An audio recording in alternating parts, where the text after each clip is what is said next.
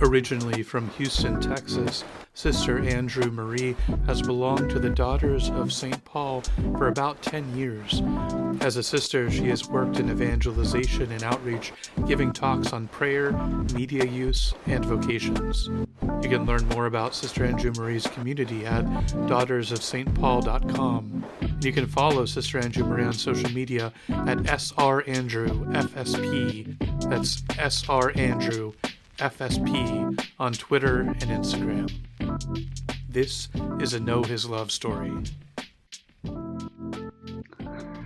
Yeah, so I think for actually a lot of my childhood, I didn't know God's love because I didn't really know God in a personal way. I I grew up learning about him, like I think many of us do, and I went to Catholic school, um, but I didn't know you could have a relationship with him.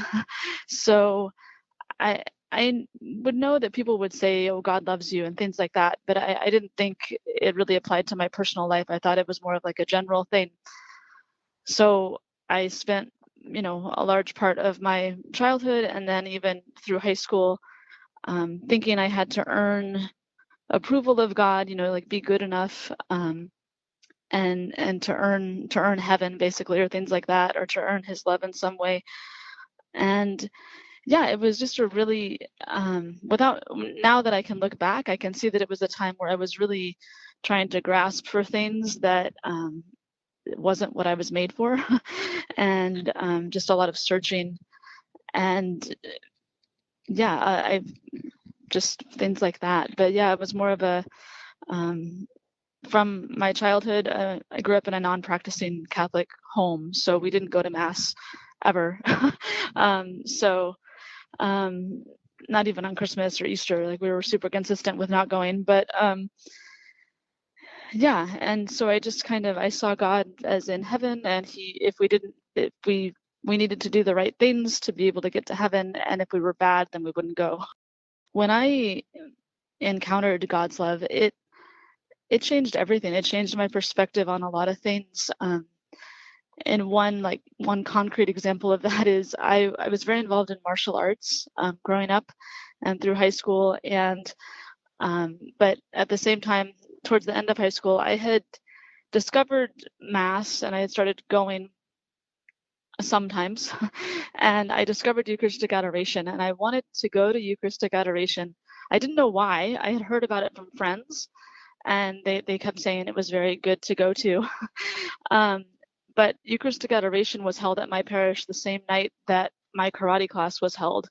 So I could never go because I said, well, karate is way more important than going to church on a Thursday night. So, but I finally realized I something in me was like, well, I'm gonna go one time and just see.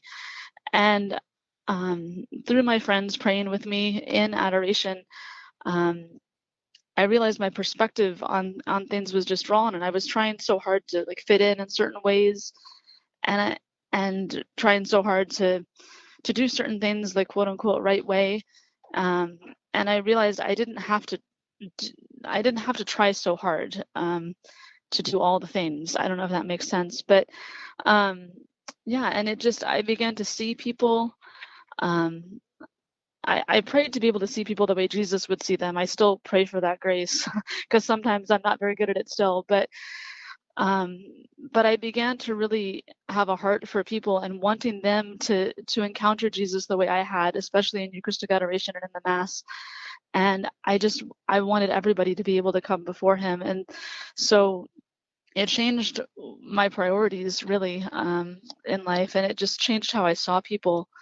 Because even in high school and stuff, a lot of my friends weren't making the best decisions, and I could see that. But more of a compassion came out of me than a judgment, because before I would judge them and say, well, at least I'm not doing, X, Y, or Z. um, and they were, but it became more of a greater compassion for them and a sorrow in my heart for all that they were suffering. Oh man, being known as a daughter of God, it's so beautiful. But it's for me, it's that I'm loved for who I am and not what I can do or not do. And because of his love for me, that's and because of me being a daughter of God, I want to share that with everybody. I want everybody to realize, his love for them and my love for them as their sister, really.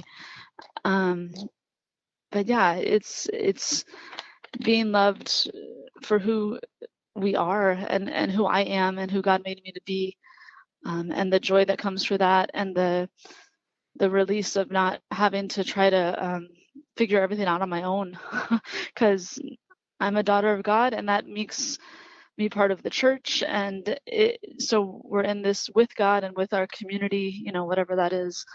So yeah, it's beautiful. There's there's different ways God shows his love for me. I think at different times of my life, or depending on what I need at the moment. um, but a lot of times, if I can pay attention to it enough, it's through God uses people that are close to me to speak a word of truth to me in kindness. And sometimes that's a hard word to take, and sometimes it's a beautiful thing to take.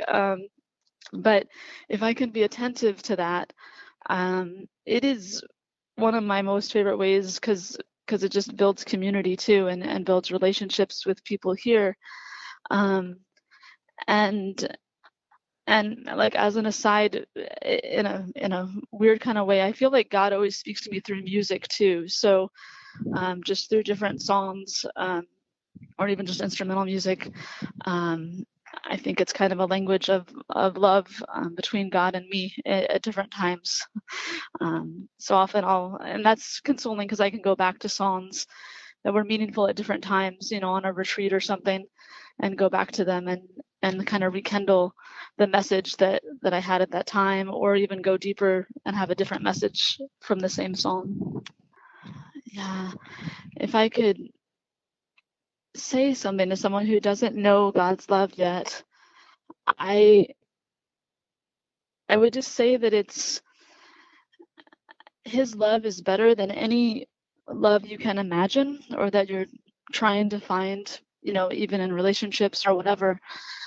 And we're made for his love, and that there is hope to find it. And if you're curious about it, then even just ask him to show you his love, and that it might not show up in a big way, but if you're attentive, you could start to see it show up in little ways, even through a kind word from somebody that you didn't expect, or getting a small gift, or something another thing you didn't expect, or just even a beautiful day. Like right now, I'm outside, and the weather here it's just glorious, and it's it's a sign to me of God's goodness and God's love for us, just to be able to be here in this moment.